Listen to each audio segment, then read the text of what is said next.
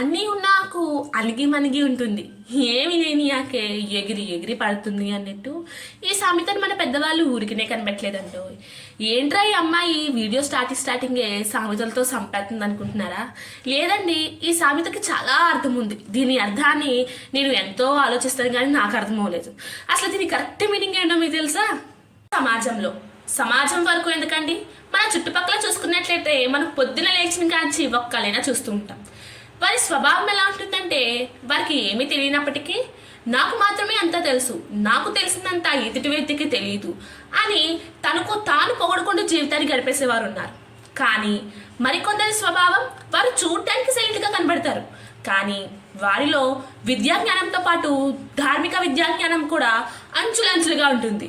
కానీ వారు ఎందుకు సైలెంట్గా ఉంటారంటే ఎవరికో భయపడి కాదు, గాడ్కి భయపడున్నా, ఏం చేస్తున్నా, ఎంత మందిలో ఉన్నా గాడ్ నన్ను అబ్జర్వ్ చేస్తున్నాడు.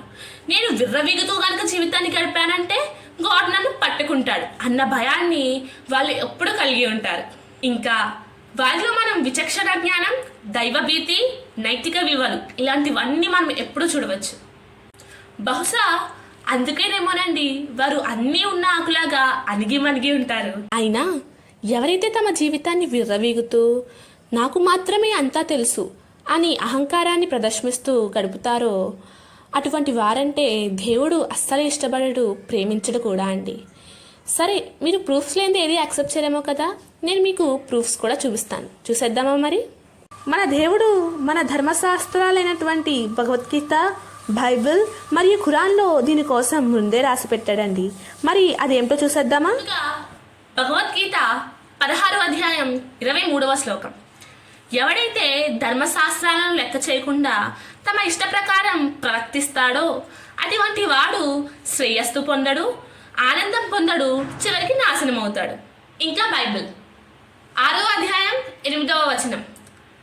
దేవుడు నీకు తెలియజేశాడు, ఓ మనిషి, యెహోవా నీ నుండి కోరుకునేది న్యాయంగా ప్రవర్తించుట, దయ చేయుట, నీ దేవునితో వినమ్రతగా ప్రవర్తించుట.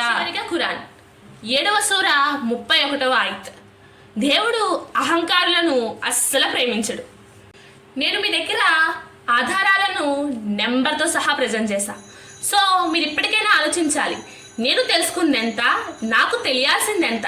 అది విద్య విషయంలో కానివచ్చు, ధార్మిక విద్య విషయంలోనైనా కానివచ్చు.